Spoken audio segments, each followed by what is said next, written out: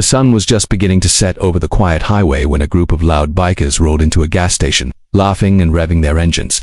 They spotted an older black man standing alone beside his pickup truck. Thinking he was an easy target, circled him, tossing insults and threats.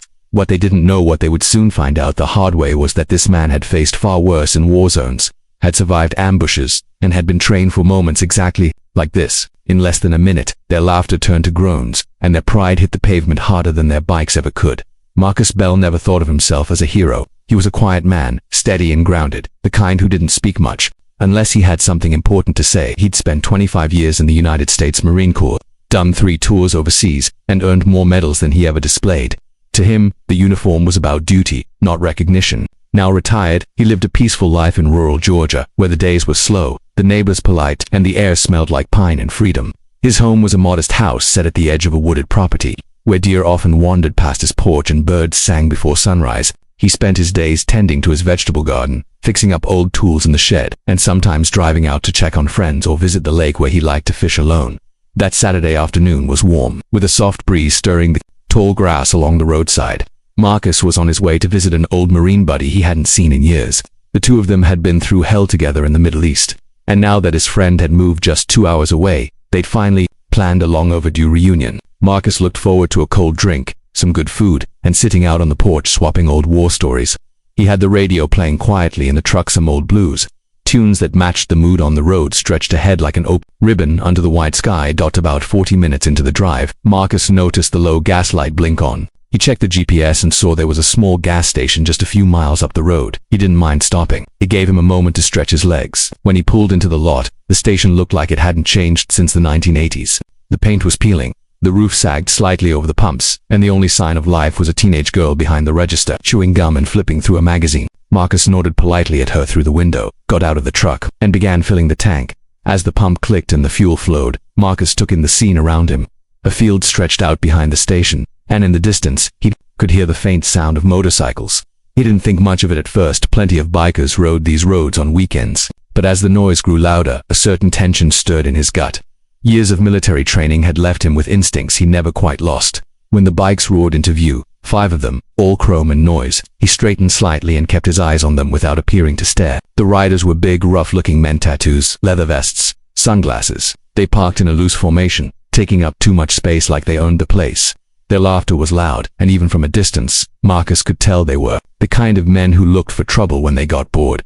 He kept calm, focused on the pump, not looking to provoke anyone. But he knew the look in their eyes. He'd seen it overseas, in the faces of people who underestimated him, people who confused silence with weakness. He didn't want to fight, he never did. But if trouble came knocking, Marcus Bell was the kind of man who didn't run. He stayed rooted like an oak. The bikers hadn't noticed him yet, but they would. And when they did, they'd make the mistake of judging him by the color of his skin and the gray in his beard. What they didn't know was that Marcus had been forged in fire long before they ever picked up a leather jacket. The sound of the motorcycles was like thunder crashing into still air. 5 men rolled into the gas station, their bikes gleaming under the late afternoon sun. Each rider looked like they belonged to a page torn straight out of a troublemaker's handbook. Black leather vests covered in patches, chain wallets dangling from their belts, heavy boots stomping the dusty ground. They parked without care, their tires kicking up small clouds of dirt as they slid into place near the pump beside Marcus. Even before the engines cut off, their presence had already changed the air. The soft buzz of insects and rustling wind faded beneath their loud voices and the sharp crack of laughter that didn't feel friendly.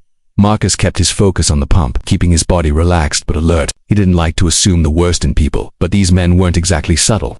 He could feel their eyes on him almost immediately. One of them, a tall man with a greasy ponytail and arms covered in skull tattoos, jerked his thumb toward Marcus and said loud enough for everyone to hear, "Looks like we got ourselves a lost old man." The others laughed. Another one added, "What's he doing out here? This ain't no picnic spot." Marcus didn't react. He simply pulled the nozzle from his truck's tank, capped it, and placed it back in its holder. The cashier inside had gone quiet, ducking slightly behind the counter, as if she'd seen this type of scene before and wanted no part in it. Marcus walked slowly to the driver's side of his truck, but before he could open the door, one of the bikers stepped in front of him. He was stocky with a thick beard, and his breath stank of beer. "Hey, I asked you a question," he said, puffing up his chest. "You deaf or just rude?" "I'm just passing through," Marcus said calmly, his voice deep but measured. "Don't want any trouble." The biker grinned like he'd just been handed a toy. "You hear that, boys? He don't want trouble." The others laughed again, louder this time. One circled around Marcus's truck, peeking into the windows like a thief at a car lot. Another took a few steps closer, cracking his knuckles. "What's a guy like you doing out here anyway?" he said, his tone sliding from mocking to hostile. "You think this is your kind of place?" Marcus looked the man in the eyes, unwavering. "I've been through worse places than this," he said, his voice steady as stone, "and worse men than you." That stopped them for half a second. A flicker of confusion passed across their faces. The big one, the leader, Marcus figured, didn't like that answer. He stepped forward, close enough to invade Marcus's space, and gave him a hard shove to the shoulder. "Wrong answer, old man." Everything inside Marcus stilled. That moment, that contact, flipped a switch buried deep from years ago. His body remembered the drills, the hand-to-hand combat training, the times he'd faced men with guns and knives in the darkest corners of the world. He didn't want this, but if they wanted to play with fire, they were about to get burned. The others were still laughing, unaware they'd just crossed a line they couldn't uncross. Marcus slowly dropped his keys into his pocket, took a small step back, and assessed, each man not with fear, but with calculation. He wasn't outnumbered. They were outmatched, and they had no idea. The air felt thicker now, charged with tension, like a storm about to break. Marcus stood still, eyes calmly locked on the man who had just shoved him. Years of combat had trained his mind to slow down in moments like this, to see every movement, every twitch, every threat before it became action. He scanned them one by one. None of the bikers realized it yet, but they were already standing in the wrong places, holding themselves the wrong way. Their confidence was built on numbers and noise, not experience or discipline. They were used to scaring people off with loud voices and bigger bodies, but Marcus Bell had fought in silence and lived through worse than any of them could imagine. Leader, growing irritated at Marcus's refusal to act afraid, took another step forward and shoved him again, this time harder. "I said," he growled, "you lost, old man." His breath was hot, his fingers twitching near his side like he was itching for a fight. One of the others cracked his knuckles, loudly, taking a step to the left, flanking Marcus. Another one started circling the back of the truck, trying to hem him in. It was becoming clear they didn't want just intimidation anymore, they wanted a show. Marcus exhaled slowly. This was the moment. The leader lunged, fast and clumsy, grabbing for Marcus's shirt, but Marcus was already moving. In one swift motion, he twisted sideways, grabbed the man's wrist, and turned it sharply with a fluid snap of his arm. The biker let out a yelp of pain as his body followed the motion, stumbling forward and hitting the side of the truck with a loud thud. Before the others could react, Marcus stepped forward and swept his leg across the feet of the man trying to flank him. The biker's boots left the ground, and he hit the pavement hard. The wind knocked clean out of him. For a moment, everything froze. The remaining three looked stunned, unsure what they'd just seen. Marcus stood straight, breathing slow and deep, not even sweating. "I told you," he said calmly, his voice low but sharp. "I don't want trouble." The silence cracked like glass as one of the younger bikers, not quite understanding what he was up against, charged with a roar.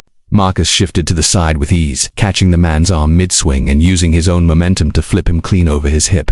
The biker crashed to the ground, groaning, his pride bruised more than his body. Another one hesitated, then pulled out a switchblade, flicking it open with a metallic snap. Marcus's eyes narrowed. That changed things. But even then, he didn't panic. Instead, he stepped back into a defensive stance, left foot slightly forward, weight balanced. The knife wielder lunged, reckless and wild. Marcus sidestepped, grabbed his wrist with both hands and twisted violently. The blade clattered to the ground as the biker screamed in pain and dropped to his knees. The last man standing took one look at his fallen crew and backed away, hands raised. "Hey man, we didn't mean nothing, we were just messing around." Marcus gave him a hard stare, then bent down slowly and picked up the switchblade, folding it closed and tossing it far out into the field. He didn't say a word. Behind the glass window of the gas station, the cashier stared in shock, her phone pressed to her ear as she spoke rapidly to the police. The scene was chaos for bikers on the ground, moaning and cursing, and one quiet man standing tall like a statue. Marcus reached into his pocket, pulled out his truck keys and calmly got into the driver's seat. He hadn't broken a sweat, but he had broken their pride. He hadn't wanted the fight, but he'd ended it in less than a minute. The gas station was dead quiet now, except for the low groans of the defeated bikers sprawled across the concrete. The leader clutched his shoulder, rolling side to side, and muttering curses through clenched teeth. The one who'd pulled the knife was still on his knees, cradling his twisted wrist like a child with a broken toy. The rest lay scattered, winded, bruised, and utterly confused about how their planned moment of domination had turned into utter humiliation. None of them could wrap their minds around what had just happened. They had outnumbered the man. They were younger, louder, meaner, or so they thought, but this wasn't a street fight, it was a lesson, and Marcus Bell had taught it with the calm precision of a master. Inside the station, the young cashier was still frozen behind the glass. She clutched the phone tight in her hand as she watched Marcus get into his truck with the same composure he'd shown all along. She had just finished giving the dispatcher a full report. Her voice had shaken when she described what she'd seen, but not from fear of Marcus. No, that man had moved with discipline, not rage. What scared her more was how quickly it had all escalated. One moment, she'd heard laughing and shouting. The next, it was like watching a movie scene where the hero takes down a group of bad guys in a matter of seconds. Only this wasn't a movie. This was real. And she'd just seen something most people would never believe. The flashing blue lights. You appeared at the edge of the road less than 5 minutes later. 2 sheriff's cruisers pulled into the lot, tires crunching gravel as the deputies jumped out, guns holstered, hands ready. They took one glance around and immediately went into assessment mode. They'd received reports of a violent incident at the station involving a group of bikers and a possible armed suspect. What they found instead was 5 grown men laid out like bowling pins and one older gentleman sitting quietly in the driver's seat of his pickup truck, listening to blues music like nothing had happened. The deputies approached with caution. "Sir, step out of the vehicle, please," one of them said. Marcus nodded politely, turned off the engine, and stepped out slowly, his hands visible and non-threatening. "Name's Marcus Bell," he said calmly. "Retired Marine. I was just passing through when these men decided to pick a fight." The cashier came rushing out of the station, waving her arms. "It's true. He didn't start anything. They surrounded him and shoved him. One even pulled a knife. He only defended himself." The deputies exchanged glances. It wasn't hard to see who the aggressors were. One of the bikers, still on the ground, groaned, "He broke my damn wrist." Well, one deputy muttered under his breath, "Sounds like you picked the wrong guy to mess with." After some quick statements from the witnesses, it became clear Marcus wasn't in trouble. The knife on the ground was recovered, the bikers were given citations, and one was even handcuffed for brandishing a weapon.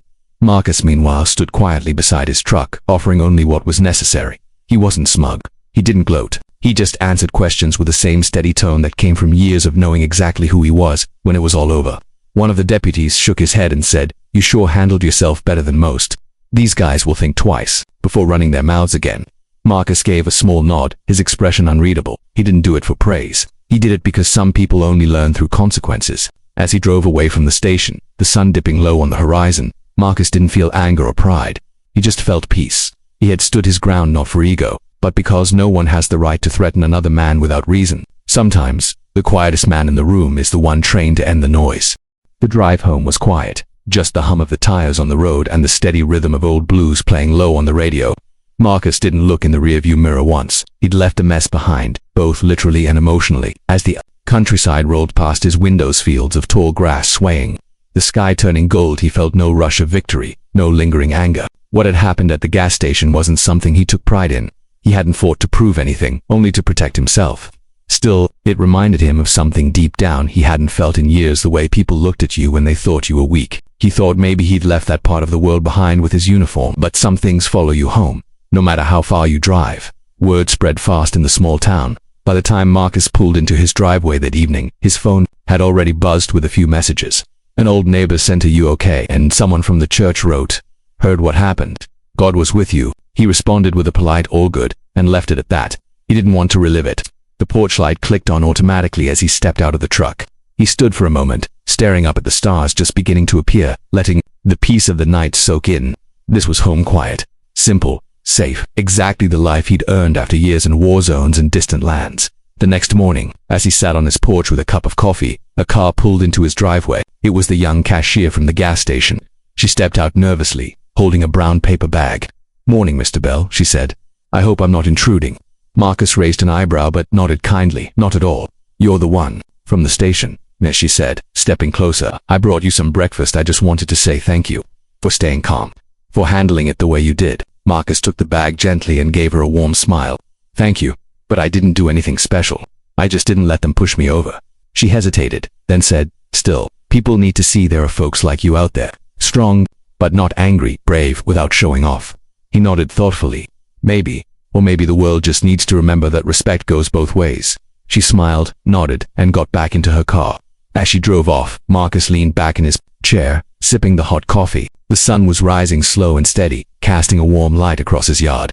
He didn't need headlines or applause. His peace came from knowing he had stood tall, kept his dignity, and reminded a few bullies that strength doesn't always come with noise. Sometimes, the strongest man is the one who speaks last after the dust settles, and the lesson's been learned. The world might not have changed, but for those bikers, and maybe for that young woman too, something had, and for Marcus Bell, that was enough. If you felt the power of this story, don't forget to like, share, and drop a comment below. Subscribe to The Black Struggle for more powerful stories that deserve to be heard.